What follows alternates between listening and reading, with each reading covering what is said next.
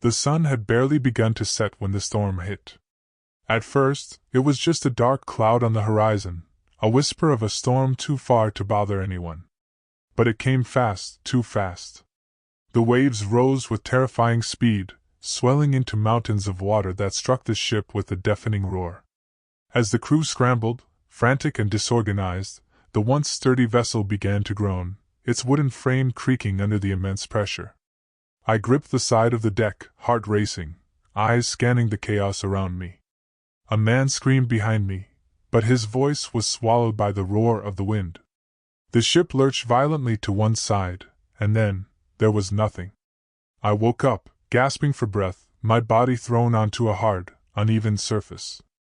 The taste of salt water filled my mouth, the acrid smell of it stinging my nose. Slowly, I peeled myself off the sand, shaking with shock and nausea.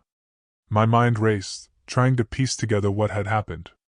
The ship, the storm, the crash, where were the others? I was alone, stranded on a beach that stretched endlessly in both directions, its pale sand stretching toward the horizon. There were no signs of life, no crew, no wreckage, no boat. Only the eerie stillness of the island. Panic began to claw at my chest. I stumbled to my feet, looking around wildly for any sign of civilization, but all I could see was dense jungle pressing in from the edges of the beach. The trees towered above me, their branches swaying ominously in the wind. The air was thick and humid, almost suffocating. My clothes were torn and soaked, and my legs wobbled beneath me as if I'd been through a battle I couldn't remember. "Hello?" My voice cracked as I called out, but the sound was lost to the vast emptiness. No reply. Just the distant crash of waves and the rustling of the jungle. I was completely and utterly alone. I began walking along the beach, desperate to find something, anything, to tell me I wasn't the last survivor. The sand beneath my feet was soft, and each step was like wading through a never-ending dream. My mind kept going back to the faces of the crew, the people I'd known. Where were they now? Had they made it to the shore? Or was I truly the only one left? Then, in the distance, I saw something. A dark shape, far out on the water. My heart raced again as I sprinted toward it, hoping against hope it was a boat, a rescue ship, anything. But as I got closer, I saw it for what it really was, a large piece of the wrecked ship, half submerged in the water. A twisted mass of wood and metal that looked more like the remains of something long dead than a part of a vessel that had once sailed. A cold chill ran down my spine. This was no ordinary shipwreck. Something had gone terribly wrong, something that was far beyond nature's usual wrath. The storm, there was something about it. The way it had come out of nowhere, the way the waves had hit with such unnatural force. It wasn't just a shipwreck. It was something else. I turned back to the beach, my steps quickening, my breath ragged. I needed to get out of here, find shelter, find answers. But something gnawed at the back of my mind, a dark, creeping thought that refused to leave me. I wasn't alone. The island was watching me. Suddenly I froze. A rustle came from the trees behind me, sharp and deliberate. I spun around, heart pounding. Nothing. Just the wind, stirring the branches, playing tricks on my senses. I cursed under my breath, trying to shake the fear. It was just my mind, making shadows out of thin air. Right. I started moving again, my eyes scanning the dense jungle ahead. My mind was racing, thoughts of the crew, of the storm, of what might be lurking just out of sight. I had to survive. That's all I could focus on now. Survival. I wasn't going to let this island take me. But as I took my first step into the jungle, I couldn't help but feel like I had crossed an invisible line, one I shouldn't have crossed. And somewhere, deep within the thick underbrush, I felt eyes on me. Something old. Something hungry. The jungle enveloped me as I pushed through the thick, damp undergrowth. The trees loomed over me, their branches tangled in an almost suffocating embrace. Every step I took felt like I was moving deeper into a living nightmare. The air was thick with humidity and the scent of decay. I couldn't shake the feeling that something was waiting, lurking just beyond the edge of my vision. The rustling in the trees had stopped, but the unease remained. My heart hammered in my chest as I kept walking, knowing that I couldn't stop. Survival instinct had kicked in, and I had to find food, water, shelter, anything to keep me alive. But the deeper I went, the more oppressive the jungle became. The light from the setting sun filtered weakly through the canopy above, casting strange shadows on the forest floor. The further I ventured, the more the atmosphere felt wrong. There was something unnerving about the silence. No birds, no insects, no sounds of life at all. It was as if the island itself was holding its breath, waiting for something. My mind wandered back to the wreckage I had seen earlier, how it had been half submerged, the pieces of the ship twisted into unnatural shapes. There had been no survivors. But why? How had the storm been so brutal, so sudden? The answer came in a flash of memory, a whisper that crawled into the back of my mind like a dark secret. I remembered something about the island, a rumor among the crew before we set sail. There were whispers of ancient, cursed land, places where things were not what they seemed, where those who ventured too far into the unknown would disappear without a trace. But I had dismissed it as superstitious nonsense at the time. Now, standing alone in the heart of the jungle, the reality of those stories began to sink in. I stumbled forward, desperate to find something familiar, something that could guide me. But everything was unfamiliar. The trees were unlike any I had seen before, tall, dark, with jagged bark that seemed to twist into grotesque shapes. The plants underfoot were thick and twisted, their leaves larger than any I had ever seen. My mind raced with the possibilities. Was it the storm that had caused the shipwreck, or was it the island itself that had drawn us in? Then I saw something. A figure, barely visible through the trees, standing just at the edge of the clearing. My breath caught in my throat. At first I thought it was one of the crew, someone who had survived the crash, but as I took a step forward, the figure vanished into the shadows, as though it had never been there. I froze. My heart was beating so loudly I could hear it in my ears. The figure had been too tall to be one of the crew, too wrong. There was something unnatural about it. Something that felt ancient and predatory. I stood still for a long moment, straining to hear any sound, any movement. But there was nothing.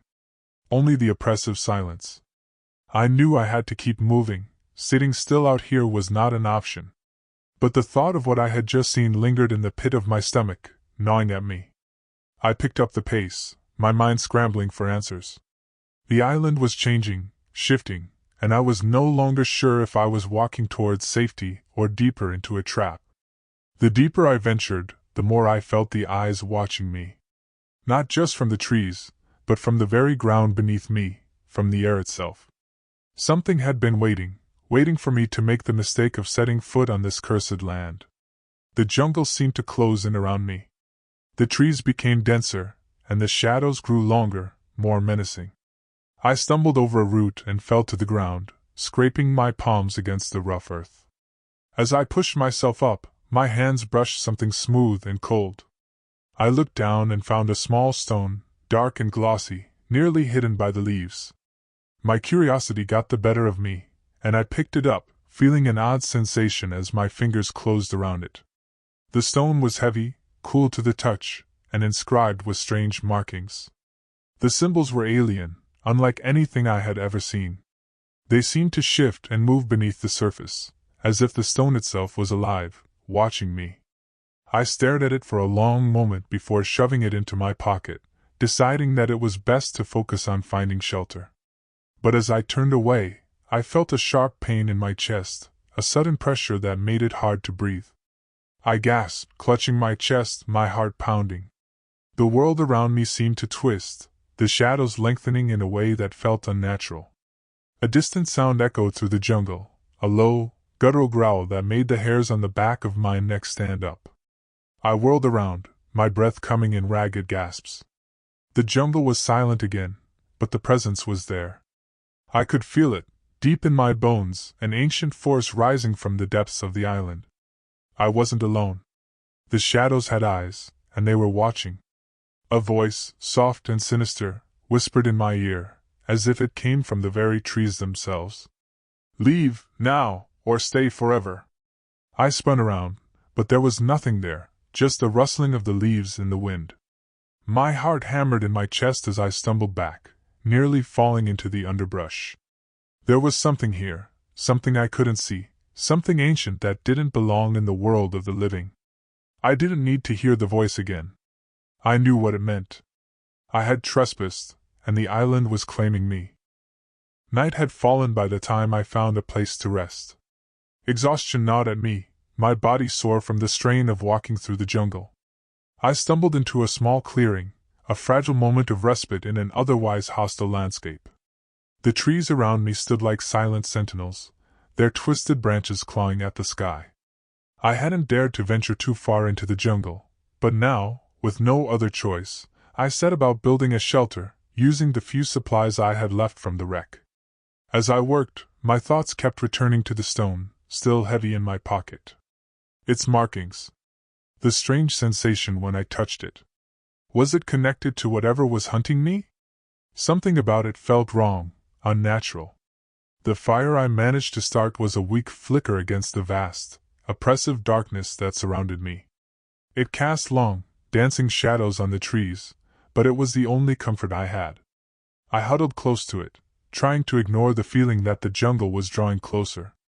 Every creak of wood, every crackle of the fire seemed to echo louder than it should have, almost as though it were too quiet.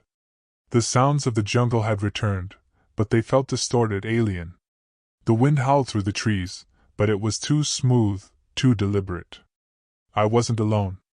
The hairs on the back of my neck stood on end as I shifted, trying to catch a glimpse of anything moving in the dark. But there was nothing. The island had swallowed me whole, and now, it was feeding on my fear. A faint sound caught my attention, a soft, steady rustling, too rhythmic to be an animal. I turned toward the trees, heart pounding in my chest. It was too quiet, the world holding its breath, waiting. And then, a movement. A shadow flitting between the trees, just on the edge of my vision. I froze, staring into the darkness. My breath caught in my throat. I wasn't imagining it. The shadow moved again, this time closer, and I could hear the faintest whisper, like a breath being drawn, heavy and ragged. I held my breath, straining to hear. Was it human? Or something else? Something that wasn't meant to be alive? I grabbed a stick from the fire, holding it out in front of me as a makeshift weapon. The rustling grew louder, the shape and the shadows taking form. It was tall, far too tall to be human, its movements jerky, unnatural.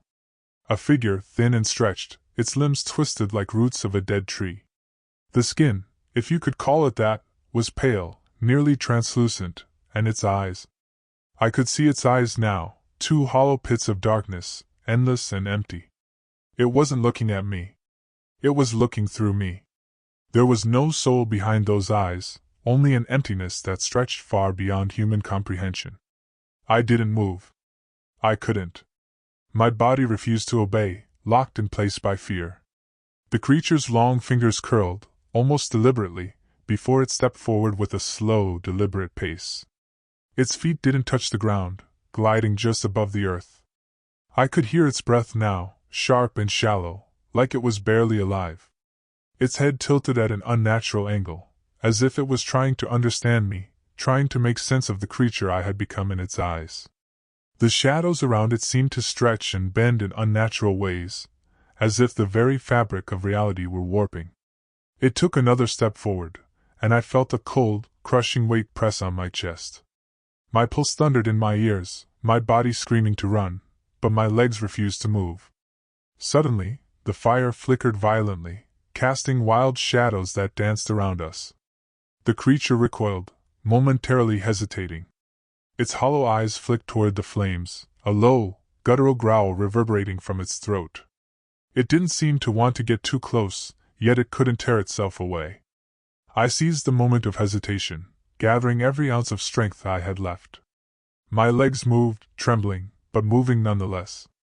I scrambled back toward the tree line, trying to distance myself from the creature, my mind racing with every possible escape.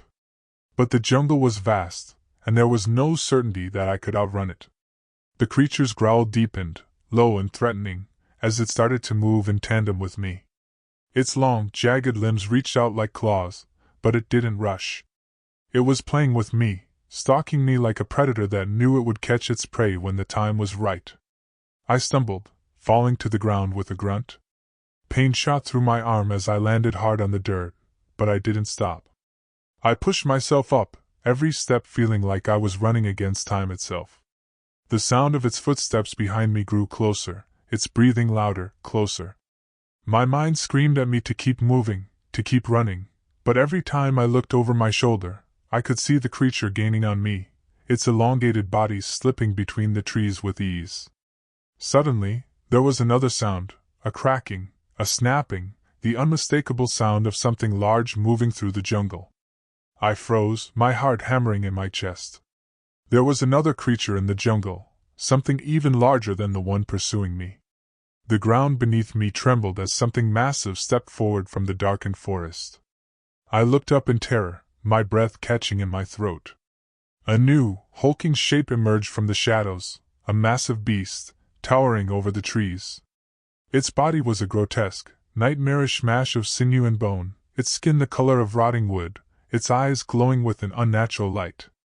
It opened its mouth, revealing rows of jagged, needle-like teeth. The creature chasing me stopped, its hollow gaze shifting from me to the new threat, as if uncertain of which one of us it should hunt first. I didn't wait to find out. I turned and ran with everything I had left, my lungs burning, my legs threatening to give out with every step. But the massive creature was too close. It was behind me now, so close I could feel the heat radiating from its monstrous body. It was going to catch me, and this time, there would be no escape. But then, in the distance, I saw something. A flicker of light. A promise of safety. It wasn't much, but it was enough to ignite a spark of hope in my chest. I had to get to it, whatever it was. I didn't look back. I couldn't. The air was thick with the stench of the beast behind me, its growls echoing through the jungle like a death knell. My legs were screaming in protest, my body on the verge of collapse, but I kept running. The flickering light in the distance, whether it was real or some cruel trick of the island, was the only thing that kept me moving forward. Every step felt like an eternity. The jungle, once just dense and unfamiliar, now felt alive and aware. The trees seemed to bend toward me, their gnarled branches reaching out as if trying to trap me. The ground trembled beneath me with each heavy step of the monster behind. My breath came in ragged gasps as I pushed myself harder, the light growing closer, yet somehow still so far away. I rounded a sharp corner and burst into a small clearing.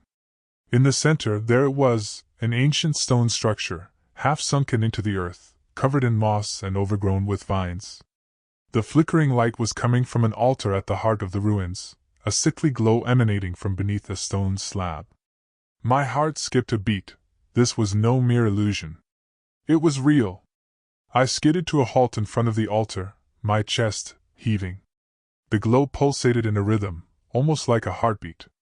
For a moment, I felt an overwhelming urge to kneel before it, to surrender to whatever power was calling me, but then the sounds from the jungle behind me snapped me out of it. The beast was nearly upon me. I didn't have much time. Desperation flooded through me. I turned to the altar, noticing the strange carvings etched into the stones surrounding it. The symbols, similar to those on the stone I had found earlier, seemed to shift as I stared at them. They weren't just markings, they were alive. The carvings twirled and undulated, swirling with an eerie, otherworldly light. I had no choice. I reached for the stone in my pocket, still cool to the touch. The moment my fingers brushed against it, a deep, resonant hum vibrated through the ground beneath me. The island itself seemed to wake. Suddenly, the ground split open with a deafening crack. A chasm tore through the clearing, the stone altar rising from the abyss as if the island itself had been waiting for this moment. The glow intensified, and with it, the strange carvings began to burn with a fierce, greenish light. From the shadows behind me, I could hear the creature, its massive form crashing through the jungle. But now, there was something else. A low, guttural chanting filled the air. The jungle had fallen silent again, but the air was thick with an oppressive presence. Something ancient, something powerful, was stirring beneath the ground. I turned back to the altar. The stone in my hand burned, its markings glowing with a power I couldn't begin to understand. As if guided by instinct, I placed it on the altar. The moment my fingers let go of it, the ground trembled again, violently this time. The jungle seemed to scream. The vines on the trees writhed and twisted, as if alive with the same energy that was now coursing through the ruins. The air shifted, thick with a dark, suffocating force. And then, in the midst of the chaos, I heard it. A voice. It was deep, unearthly, echoing in my mind. "Foolish child. You cannot escape. You never were meant to." The words wrapped themselves around me, like a snake tightening its grip. I dropped to my knees, gasping for air. The weight of the island's ancient presence pressed down on me, heavy and suffocating. I looked up at the altar, my vision blurring. The stone in the center had opened, revealing a deep, black void beneath. A tunnel that led into the very heart of the island. And then the creature emerged. It wasn't just a beast anymore. Its form was shifting, contorting, as if the island itself had birthed it, drawn it from the depths of its cursed history. The creature stood tall, its elongated limbs twisting and cracking like branches breaking in the wind. But now, its body was adorned with ancient symbols, etched deep into its skin, glowing with the same eerie light as the altar. It had become one with the island. I tried to move, to crawl away, but my body betrayed me. Every muscle in my legs screamed in agony as I struggled to stand, as if the very earth beneath me had turned against me. The creature took a step forward, and I heard the earth sing, a low, mournful sound that seemed to reverberate from every corner of the island. I felt the pull.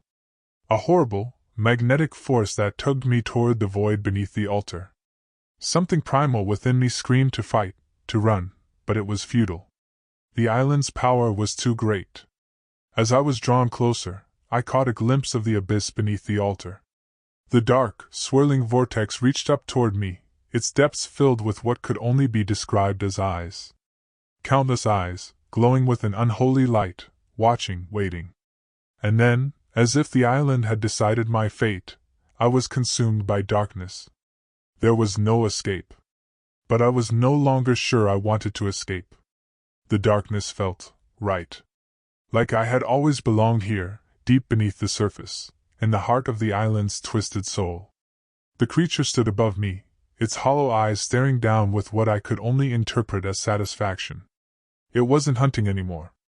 It had found what it was searching for. The voice echoed again, this time not in my mind, but in the air around me, thick with finality. "Welcome to the island's heart. Welcome to your eternal rest." And then, there was nothing but silence. Silence, and the cold, unyielding darkness that stretched out forever. I had become part of the island. And the island had claimed me.